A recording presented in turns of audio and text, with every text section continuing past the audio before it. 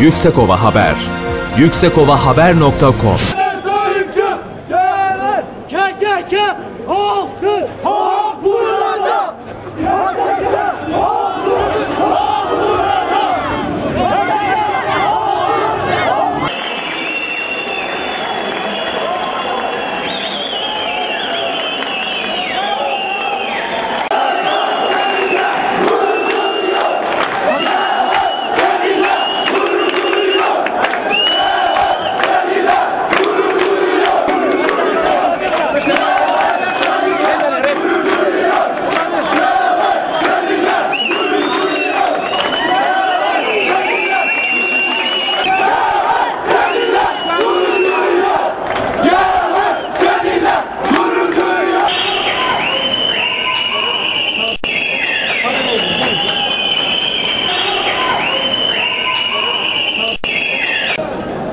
Partimizin siyaset akademilerine dönük Türkiye'nin her yerinde KCK operasyonları adı altında operasyonlar, baskınlar yapıldı. Bu operasyonların temel amacının BDP'yi tasfiye etmek, BDP'yi işlevsiz bırakmak, siyasette düşürmek, siyaset dışı bırakmak olduğu hükümet sözcüleri tarafından açıklandı. Biz bu tutuma karşı her yerde gerek siyaset akademilerimizi, gerek parti örgütlerimizi güçlendirerek daha farklı bir müfredatla, daha zenginleştirilmiş bir müfredatla işlevsel hale getireceğimizi belirtmiştik. Türkiye genelinde 12 siyaset akademimiz vardı. Şimdi 13.'sünü açıyoruz. Yüksekova'da, Gever'de sokağın kendisi siyaset okulunun merkezidir. Ama burada bugün açacağımız siyaset okulunda teorik düzeyde de son derece verimli tartışmaların, eğitimlerin yapılacağına biz inanıyoruz. Türkiye'de eğer demokratik siyaset şekillenecekse bu siyaset okullarından, siyaset merkezlerinden şekillenecektir. Gever gençliği de inanıyorum ki buradaki siyaset okulunu, parti okulunu en güçlü bir şekilde işletip buradan faydalanarak demokratik siyasete büyük bir katkı sunacaktır.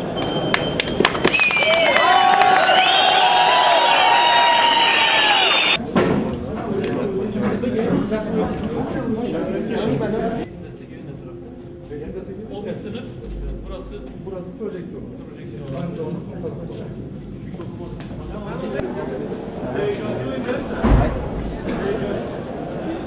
Evet.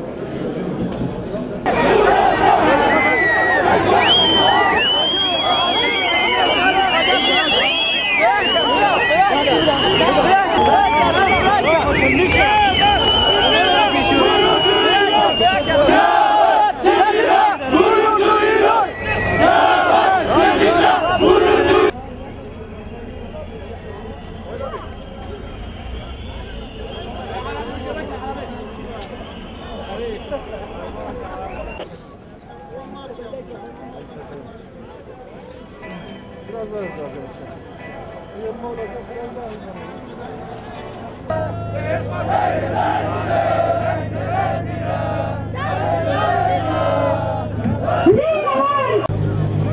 Ko arınç deveyce, ame mafek kurda bidiri.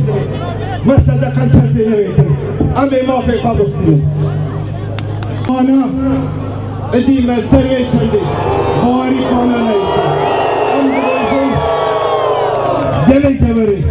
İyoke ve belsifa, va gotlane, va drevane, va drevkelane bidetir. Bugün burada gerçekten işleyecek soğukta gerçekten iradeye sahip çıkmak kararlılığın göstergesi, azmin göstergesidir.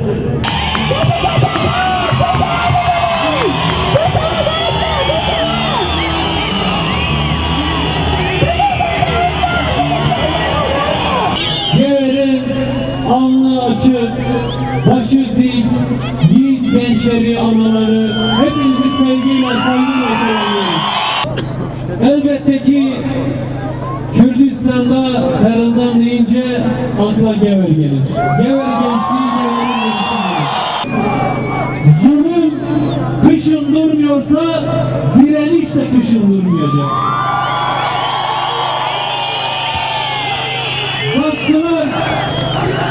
baskılar ve operasyonlar karı kışı dinlemiyorsa bizim direnişimizle, sarılmanımızla karı kışı dinlemeyecek işte meydanlarda olacak. Demokratik özellik statüsüyle yaşamak istediğimizi ilan ettik. Buna saygı bekliyoruz. Kürt halkının kimseden bir şey dilendiği yok. Biz İdris Naim Şahin'den bir şey istemiyoruz. Biz direne hakkımızı elde ediyoruz. Ne diyor bu İçişleri Bakanı? Bakın diyor ki resim yaparak, şiir yazarak, üniversite kürsülerinde konuşarak diyor bunlar terör yapıyorlar. Bunun terör anlayışı bu işte. Ben şimdi Türkiye'nin ünlü ressamlarına sesleniyorum. Eğer sizde sanata dair, sanatın güçlü iradesine dair bir duruş varsa çıkın bu İçişleri Bakanı siz protesto edin. Sanatçıyı bile terörist ilan eden bir bakan bu ülkeyi temsil edemez. İçişleri Bakanlığı makamında oturamaz. Ve ülkenin ünlü ressamları çıkın bu bakanın resmini çizin, terör nedir görsün kendisi. Ben açık söylüyorum, bizim hükümetle hiçbir şekilde görüşmemiz, temasımız, müzakeremiz, anlaşmamız, uyuşmamız yoktur. Hükümet BDP'yi kapatmak dahil her türlü tasfiye operasyonunu kararlaştırmış ve uygulamaktadır. Tecrit kalkmadan, askeri siyasi operasyonlar durmadan, rehin alınan binlerce arkadaşımız serbest kalmadan bizim bir tek hattımız vardır, o da direniş hattıdır. Direniş hattından milim geri adım atmadan bu tavrımızı, bu dönüşümüzü sürdüreceğiz. Tetiği kimlere çektirdiler? Hepsi orada yazmıyor mu? O dosya senin elinin altında değil mi? Elini tutan mı var? Niye açmıyorsun dosyanın kapağını? Çünkü çok iyi biliyorsun ki o dosyanın kapağı açılırsa altından AKP de çıkacak. 5.000 kişi tutukladılar, 500.000 daha tutuklayabilirler. Bunu yapabilirler. Bundan dolayı geri adım atmak rahmetlik olur, kendi mücadelesine, tarihine ihanet olur. Özgür basın susturulamaz. Bu nedenle her birimiz gönüllü özgür basın temsilcisi olacağız. Gönüllü muhabirlik yapacağız. Gönüllü olarak haberleri halkımızın içinde bizler duyuracağız. Siz haklı bir davanın, meşru bir mücadelenin neferlerisiniz. Haklı olanlar er veya geç kazanırlar. Zulüm, zalim asla ama asla sonsuza kadar hüküm süremez. Burada bir konunun netleşmesi lazım. Kürtler özel Kürdistan istiyor. Türkiye'de özel bölgeler olsun istiyor. Özel yönetimler olsun istiyor. Bunlardan, bu bölgelerden biri de özel Kürdistan'dır. Bizim uzak durduğumuz tek şey ulus devlettir. Milliyetçiliktir, ırkçılıktır. Biz siyasi statümüzü belirlerken ulus devlet talep etmiyoruz. Federasyon bir çözümdür. Bağımsızlık bir çözümdür. Özellik bir çözümdür. Bu çözümlerin her biri elbette ki değerlidir, anlamlıdır. Biz şunu da demiyoruz. Kürdistan Kürtlerindir demiyoruz. Kürdistan o toprakta yaşayan herkesin ortak malıdır. Anadolu, Türkiye o toprakta yaşayan herkesin ortak malıdır. Kürtler AKP'ye bağlı Kürtler olarak yaşamak istiyor diyorlarsa bunun da bir yolu var. Buyurun Kürt coğrafyasında referandum yapılsın. BDP'ye sormayın. AKP'ye sormayın. Kürt coğrafyasında yaşayan Kürt'e, Türk'e, Alevi'ye, Suriye'ye, Yahudi'ye, gayrimüslime, kim yaşıyorsa bu topraklarda, gelin ona sorun. Sandığı koyalım, halk oy kullansın. Ne istiyorsa, hangi çözümü istiyorsa, sandıktan, referandumdan ne çıkacaksa hep birlikte onu kabul edelim. Bundan daha demokratik bir yol var mı? Bundan daha demokratik bir ortam olabilir mi?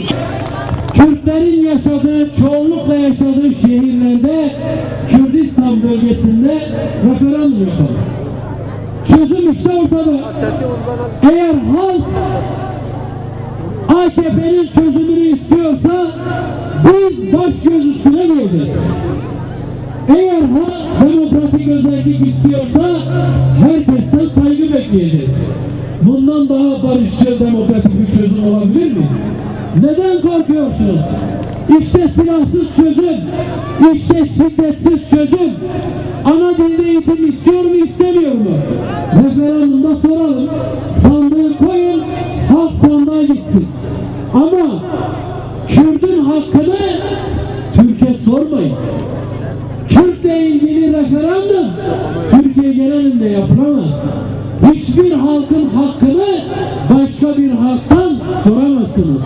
Her halkın kendi kaderini tayin etme hakkı vardır. Kürt'ün hakkını Kürtler belirler, Kürt halkı belirler. Bu kadar nettir işte. Bunu başaracak gücümüz var, kararlılığımız var, örgütlülüğümüz var. Şu saatten itibaren İçişleri Bakanı İdris Naim Şahin bilmeli ki biz 38 model bir kafayla asla ama asla anlaşamayız. Bizim modelimiz yüksektir. Biz 2011 modeliz. Bizim bakış açımız 2011 modeldir. Her yıl da kendimizi yeniliyoruz. Her yıl kendimizi gözden geçiriyoruz ve sıfır model olarak halkımızın karşısına çıkıyoruz. Senin zihniyetinle, senin anlayışınla neyi konuşacağız? Resmi şehri bile terör faaliyeti olarak tanımlayan Büyükşehir Bakanı bu ülkeye zulümlerin en ürünüdür. Eğer açılım başlayacaksa İçişleri Bakanı'ndan başlayın. Onun zihniyeti açılıma muhtaç bir zihniyettir. Eğer açılıma ihtiyacı olan biri varsa sizin bakanınızdır. Önce ona bir açılım yapın, önce onu bir düzeltin, önce onu bir yola getirin, Türkiye kendi yoluna gelir zaten. Kürt sorunu zaten mücadele ihtiyacı götürür. Ben bir kez daha bu soğuğa rağmen, kara kışa rağmen meydanları dolduran her birinize ayrı ayrı teşekkür ediyorum. Her birinizi ayrı ayrı kutluyorum. Objektif, hızlı ve doğru haberin adresi Yüksekova Haber. yüksekovahaber.com. yüksekovahaber.com